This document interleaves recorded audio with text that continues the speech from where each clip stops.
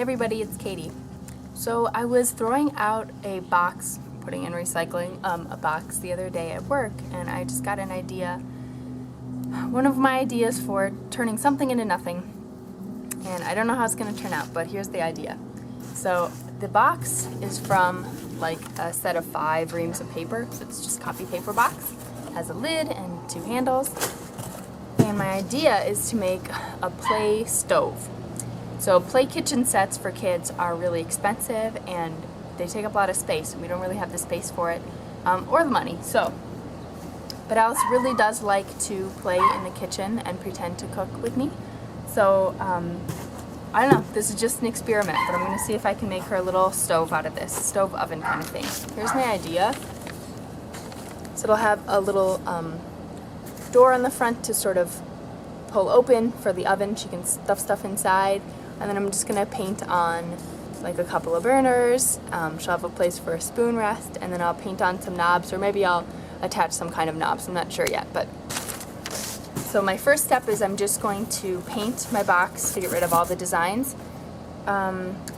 Spray paint would probably work really well for this, but because it's for Alice, we already have some zero VOC toxin-free paint, and so I'm going to use that. I was going to do just white, but I'm thinking maybe I'll actually do a fun color now. Why not? Alright, I painted the entire outside of the box and the lid. I used like an aqua color that's actually the same color of Alice's room. Phase 2 of our project is fun with box cutters. So I'm going to take my painted boxes, and so based on the sketch I want to make it look like a stove. So I'm going to take the lid and basically it's going to fit on the back of the stove. I picked the side of the box that looks better to be my outside, so this one was a little bit more beat up. So that is going to be the back of the stove, this is going to be the front. And same with this, I'm going to cut out part of this box, so the like worst part of it I'm going to cut out. So we're going to have the better part visible. This is going to be like the little shelf that we have you know, behind our stove that we put some spices and stuff on, so Alice will be able to do the same thing, and I'll draw in some dials or a clock or something here. So at this point what we need to do is take a pencil and trace where your box is going to fit on. Okay, so just straight across there. I'm going to take one of my box cutters and cut straight across that line, and then down this side, just right on the edge, and at the bottom too. So I'm going to take this whole panel off so this section will fit back onto the stove. I'll show you.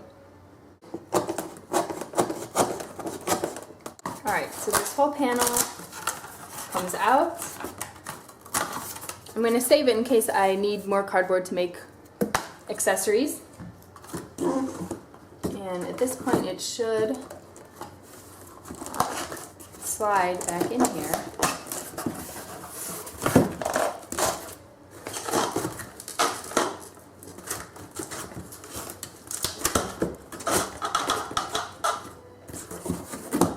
Alright, so now it fits on there. This is also just to give it a little bit more strength. If I had just glued the back on, Alice would have probably just ripped it right off. So now I'm going to hot glue inside here so that the sides will stay secure.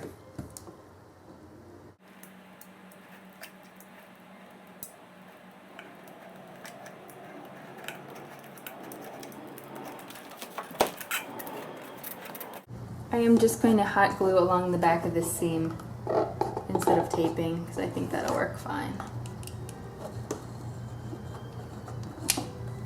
That is on there securely now. So now I'm going to cut my little oven door so that Alice, I know this will be upside down, but Alice will be able to use this little handle and just sort of open the oven door and, you know, stick things inside. So I'm just going to trace in pencil where I want my door to be, and then cut it out on 3 sides so it'll just bend at the bottom there. I'm just using the piece of cardboard I cut out as a guide for my straight lines. And then once again, I'm just going to cut out along those 3 sides.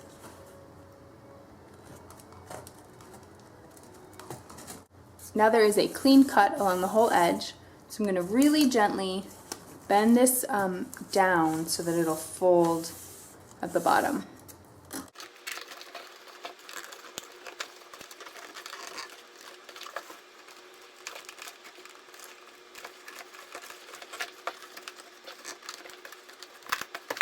Okay, so as you see, it did bend a little bit in the wrong place, but it still works fine, and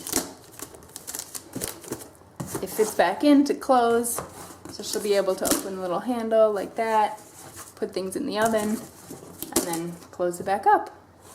On the front above the oven door, I'm going to trace a quarter to put 4 knobs that would control the burners, because that's how our stove is, so just so it mimics, you know, the real thing. I'm just going to trace them with pencil and then go back and fill them in with a permanent marker.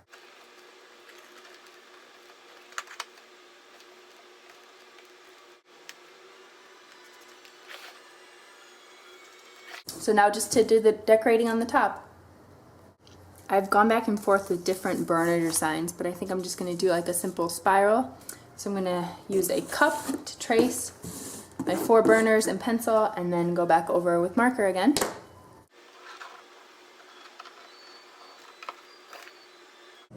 Here is the finished product. I drew a little clock on it and put some empty spice bottles, so we'll see what Alice thinks.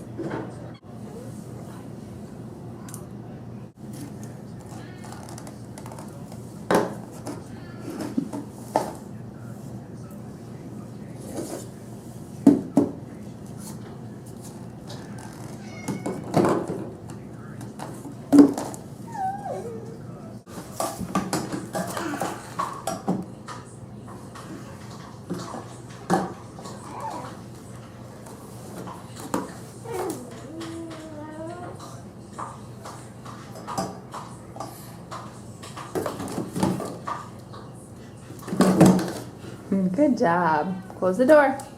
Close the door. Okay, close the door.